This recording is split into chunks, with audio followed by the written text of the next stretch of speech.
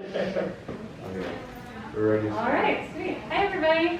My name is Amanda. This is Joe Riddle. We're from Neurodiversity in the Workplace, and we're really excited to be here at the Hackathon. Thanks all for attending. Today we're going to talk about inclusion in the tech sector, and more specifically neurodiversity inclusion in the tech sector, because that's really the core of what we do. So here we are, Neurodiversity in the Workplace. So basically we're a nonprofit consultancy, and we work with our partner companies on their neurodiversity inclusion strategy. And so a lot of that has to do with the employment process, which we'll talk a little bit more about later. And then also just ongoing support, and then also just inclusion trainings internally in the company as well. Here's some of our partner companies. We've been running some more accessible hiring events with our partner companies as kind of our main service. We just finished up a program with Bank of America where we hired about 20 people, which was really exciting. And a bunch of others looking forward to. We have this video, which we hope works, to show you a little bit more about what we do. You can hear directly from some of the candidates we placed too. Experience the world differently. Our very perspectives are what make us whole, what make us vibrant. Because our brains work differently, we each bring something uniquely valuable to our communities. We call this neurodiversity.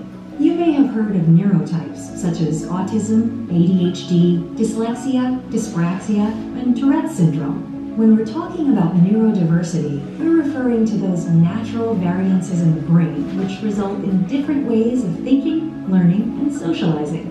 We believe the phenomenon of neurodiversity has always existed among us, contributing to our collective ability to survive, thrive, and overcome challenges.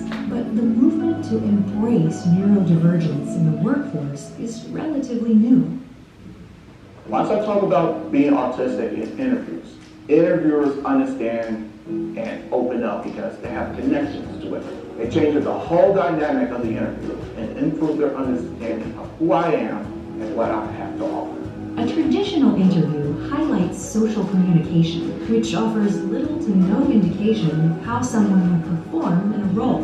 This can be a persistent barrier to employment for highly qualified job seekers with divergent styles of communicating. Those who are autistic have a different kind of thinking. Our communication is a little different, but for me, I let the talent do the talking. I let the actions do the talking. I let my work do the talking. It's natural. Interviewers tend to hire based on their rapport with a candidate, or on how much they have in common with them. This leads to more bias as we accidentally create teams of people who are similar to ourselves. The result is a lack of true diversity. Right now, we are called to challenge innate bias, to rethink the way we've always done things, to appreciate and leverage divergent thinking. Companies that offered the most accessible and inclusive working environments achieved an average of 28% higher revenue, 30% greater economic profit margins, and twice the net income of their industry peers. Yet fewer than 1 in 6 autistic adults are employed full-time. Our team at Neurodiversity in the Workplace envisions a future where neurodiversity is a key consideration in talent acquisition. That's why we're designing a system that not only leads to individual hires, but reshapes the way that hiring is approached. Neurodiversity in the workplace instills a collaborative culture in both neurodiverse and neurotypical individuals alike, both on professional and personal levels. We set up hiring programs that cut through bias and challenge traditional methods of hiring. Our model replaces the standard interview with a technical project that is specially designed to align with the job requirements. This allows a candidate to directly demonstrate relevant technical skills to hiring managers. Just knowing that my viewpoint is accepted at work, and from a personal standpoint, it's so essential and so valuable. I want you to set those who bring the talent, who not only just hungry, but also driven. And I'm looking forward to seeing the progress that's made in the neurodiverse movement in the workplace.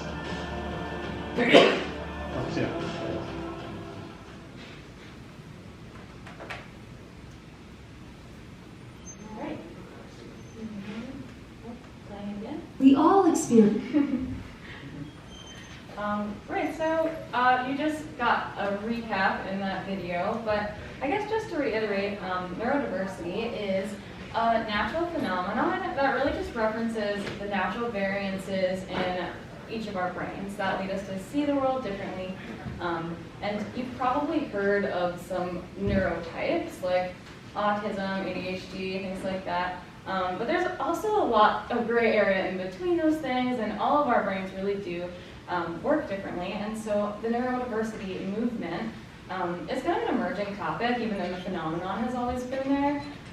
And we're seeing, as we kind of move through the ways, like some of our mainstream processes we're seeing how normed they are for folks that are considered neurotypical or just societally deemed normal. And I think, one of the main examples of that is the interview process. But first I want to talk a little bit about how prevalent at this point we think neurodivergence is, because it's really not a small minority group. So 2.21% of US adults are autistic, 7.2% of people identify with ADHD, and then 10% have a learning disability. And these also, keep in mind, are just folks who have a diagnosis. So as you're probably aware, there's so many other people that go undiagnosed. So it's really a very large group of us that are neurodivergent. I have ADHD myself. I think that if you don't consider yourself neurodivergent, I'm sure somebody in your family or your team or your class is as well. So I think this topic really applies to all of us, and I think it's really important that we think about it as we kind of carve out spaces in the workforce, not just in the employment process, but when we move across things socially and stuff like that. So I think there are so many different presentations of divergence, but one way that we've seen it categorized, which I think is a pretty helpful way to look at it, is this spiky skill profile. So this slightly darker line in the middle shows you a neurotypical presentation across a few different domains. So kind of like on an IQ test or something like that, that's how a neurotypical person would likely present. So kind of across the board, pretty similar, some variance, but not much. And we see with a lot of folks who are autistic or have ADHD or learning disabilities that there's going to be domains that they're really, really skilled in, and then areas where we have really strong deficits. So somebody might have, and a great example in here, really high verbal skills, but then their working memory, they have a lot of challenges with, and then need to find accommodations for and stuff like that. So I think that's just kind of a helpful way to look at it. If you think of, if you consider yourself neurodivergent or someone you can kind of maybe see this in them. So back to employment bias. The typical interview process involves kind of a lot of conventional charisma. Having things in common with an interviewer is usually really helpful. Having a resume that looks aesthetically pleasing, knowing exactly when to shake the hand of the interviewer, and nailing the firmness of the handshake tends to be important. So all these, really specific social nuances that are very, specific to the interview really help people get jobs. And for somebody with divergent social communication, that can be a huge barrier, and it is. We see 1 in 6 autistic autistic people employed full-time, which is a statistic we're really trying to change with our process. So that's why we are doing what we're doing. So I think now, here are just some statistics if you want to take a look. So like I said, fewer than 1 in 6, pretty unfortunate statistic. You'll also see just some other general work things here. So Tourette syndrome, higher unemployment, and adults with ADHD, much more likely to lose their jobs. Also, 72% of HR professionals aren't even considering neurodiversity in their practices as of now. So even just kind of having it at top of mind and thinking about it as we move through processes is a huge step forward. So just by you all being here and taking this with you, I know you're really going to make a difference. And now I'm going to turn it over to our director, Joe, who's going to tell us a little bit about our approach. Yeah, we actually have a question from online. Sure. So I guess Anonymous asks, how do you think that the workplace has changed recently in regards to neurodiversity, and what kind of changes do you expect to see in the future? Great question. Do you want to take it, or should we? Yeah, I think we'll get to that question in the second half, and then we'll come back and please ask again if we didn't answer your question. I was thinking that Yeah. too. We might already answer it if Right. we're going. Okay, we're going to switch these. Sure. Here, go ahead. All right. Keep on. Okay. All right, so we look at all of this as a big talent gap that companies are not able to take advantage of. If they're leaving people out of the workplace because of that interview process, that's obviously a big problem for companies.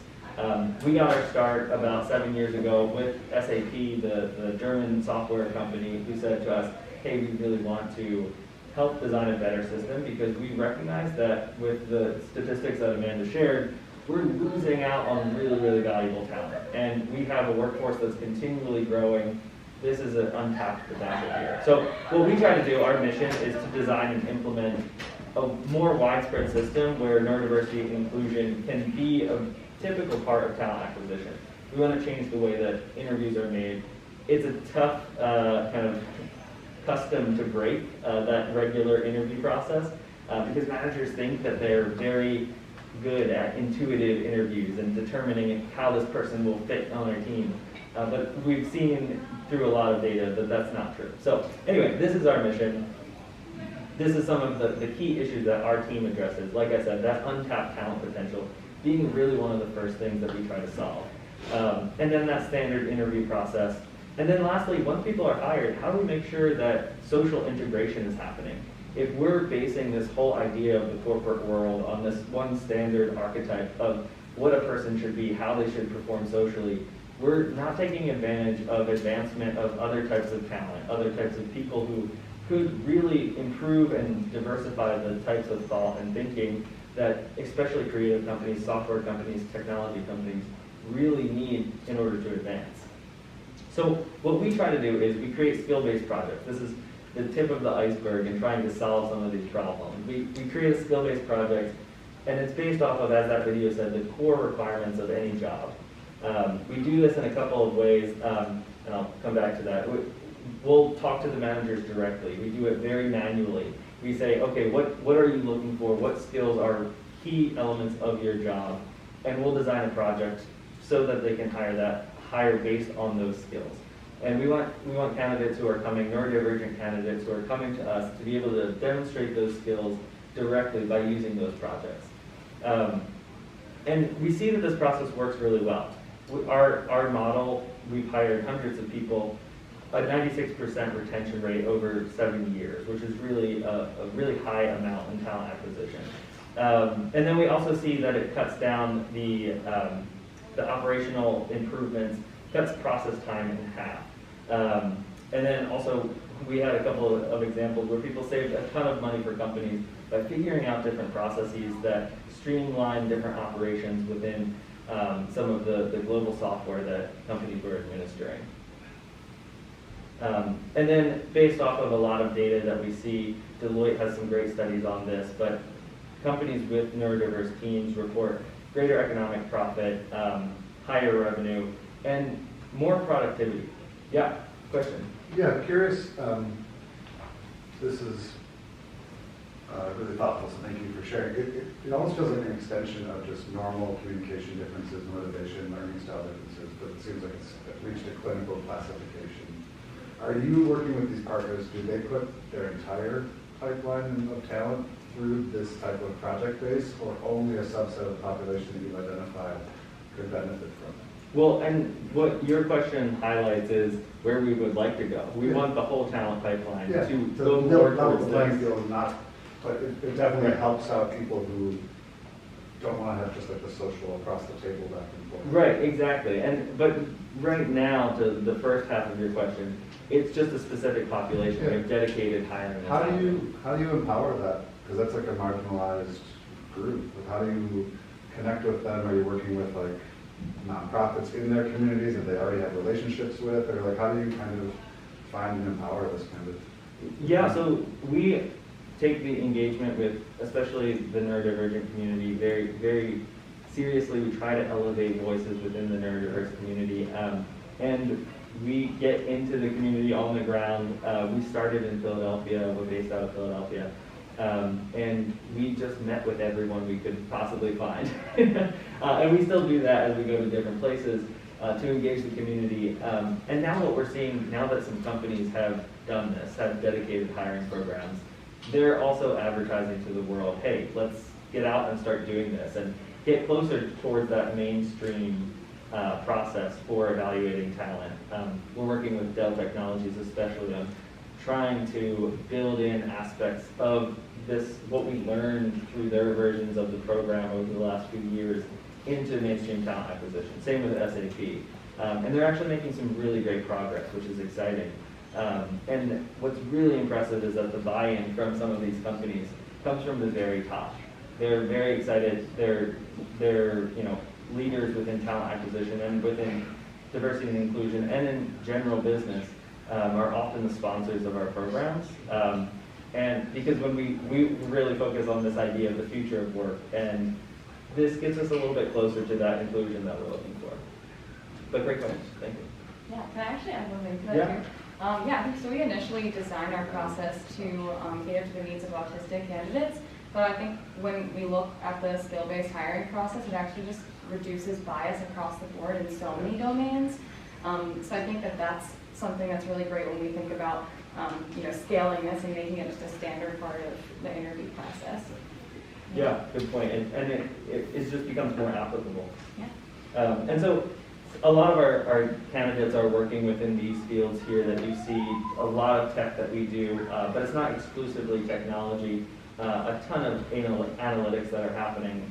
And we started with SAP working in software engineering and things like that.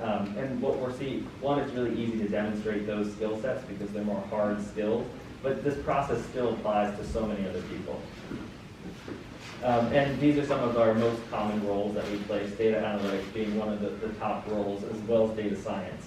As you can imagine, looking at that core of what we do, those skill-based projects to demonstrate skill, there's some really fun projects that we can come out with data analytics because by definition it's trying to visualize and present information out of data, and so it lends itself well to that. So what we're trying to do, what we're here at HackMIT for, is we have kind of a broad challenge. We want people to come up with ways to reduce bias in the workplace, and we want it to center around the needs of neurodivergent workers. Amanda gave an overview of some of the differences that people experience who are neurodivergent, talking about spiky skill profiles in autistic individuals. All of those things we want people to consider while they're working on our challenge.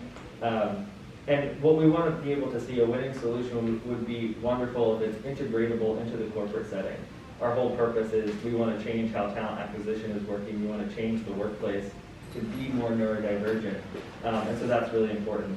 And then increase the efficiency. Our model is very, very manual. It's very time intensive for a relatively low impact at this point. We've got a lot of steam, we've got a lot of company partners, but we need to get to that mainstream ability. And this goes back to the question that the anonymous person on the live stream asked. That's what we'd like to see in the future. We want to see that ability to take these skill-based hiring approaches and turn it into the typical talent acquisition process. So key issues that we want people to understand about what we do as they work on this challenge, the bias towards conventional social skills in the interviews. We often think of one type of person that we want to see. So often things like your alma mater, your birthday, where you grew up, factor really, really heavily in hiring decisions when it's not really that applicable. Then also non-inclusive work environments.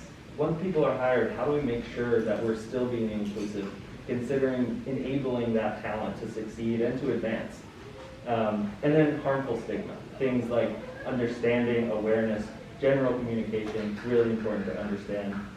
And then lastly, a big issue, social isolation in the remote workforce especially. Another part of any kind of workplace is forming a community. How do we ensure that divergent communication is facilitated in this kind of weird social space that we're all in, virtual, hybrid, in person, and how do we make sure that we're not falling back into these kind of old models of what corporate America might look like in technology. So we invite hackers to create a more efficient, tech-driven solution to workplace bias as our overall kind of tagline here. We're around, ask us questions on Slack if you're working on our challenge, or if you're just interested in learning more. We love spreading awareness, especially to MIT students who will hopefully be in some of these tech company partners that we're working with. So, questions, anyone? Yes? Yeah, so someone asked, sort of like how, going off of the virtual you were talking about before, so how has like virtual work impacted you guys specifically, and like has it been harder to like recruit people after the transition? Great question. And before I forget, I did want to highlight, we have a challenge guide. It's we shared it on Slack. It's been emailed to people that kind of highlight some of this. I actually think it's also soon going to be linked on the day of page under our challenge, which is, yeah. But I would definitely, if you're planning or considering on doing our challenge, definitely take a look because it has a lot more information in there. Perfect. And to answer your question, we've actually seen some really great improvements in the virtual world. As you can imagine, hiring hasn't been taking place a lot in person, which can reduce the anxiety of the interview process itself for a lot of people. Also, you're able to kind of practice and control the settings and environment, reduces some of that stimuli. But on the flip side, managers, I think, have been more hesitant to pull the trigger and make a hire in that scenario. It took a long time for people to be able to feel comfortable hiring somebody who they've never met, which is another example of something that maybe we need to let go of in the hiring process. But great question. Hopefully that answers a little bit. Any other questions? And then sort of a follow-up, you mentioned using projects before as an alternative for like typical interviews. Do you have like examples of like what those projects would be? Yeah, and we'll share some more examples on our Slack channel when we get a chance, but I think that I'll give you kind of an overarching example. When we looked at data analytics, what we did was we provided a fictional scenario, and one fictional scenario was there was an investment group that was trying to buy back the White Star Line, the owner of the Titanic. It was kind of a fun, silly project, and what we did was gave candidates a bunch of data on the cruise industry. And they had to work as a team to present that data to this fictional investment group to be able to determine if this was a wise decision and give them advice.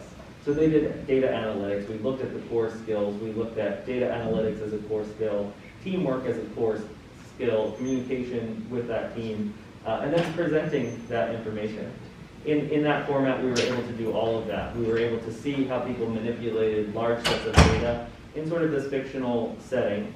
We were able to see how they worked on a team. We were able to see how they communicated with that team, and then how they presented to the managers at the end. And what we do in that scenario is we have the managers, they're going to make a hiring decision based off of only that information. They don't get to set up another conversation, another interview. They have to make a decision. And it forces them to really think about and look at those skills. And they say, okay, I see that you were able to manipulate that data using XYZ skill. Maybe they use Python to sort, maybe they, whatever it might be.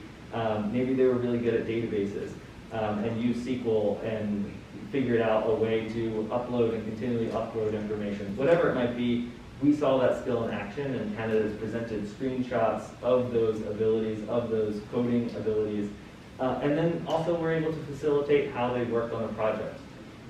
So hopefully that's a good, quick overview of an example of the project that we would do. But for each role, it can be a little different, which is why it can be very labor intensive what we do. And we're looking for better ways to streamline this and use technology to do it better. Any other questions? Yeah. So you mentioned how neurodiverse individuals will have like specific strong suits and weaknesses. Mm-hmm. When helping them find a job and go through the process you created, do you try to tailor to each individual need? So let's say a neurodiverse individual is very skilled at presentations. Would you actively encourage them to take up a position or apply to something that would require more of those skills and like actively dissuade them from pursuing something that kind of like is a weakness, or how does their personality play into it? So what we try to do is follow the mainstream talent acquisition process. And what I mean by that is we look at the roles that the company is hiring for, and then we plan backwards, we work backwards. Because unfortunately, as you saw some of those statistics, there are so many people who reach out to us who say we're looking for a job. And so we look at the companies that are creating these dedicated and alternate hiring programs, and we help those companies set them up. And then we go to our database of people and say, okay, based on these roles, we see that you're a potentially good fit based on some survey data that they provided to us. So it is, tailored. We don't take anyone who doesn't have that skill and apply them in. We take people who are selected and, would be a candidate. Just like any other interview process, we take people who are most relevant. Thank you.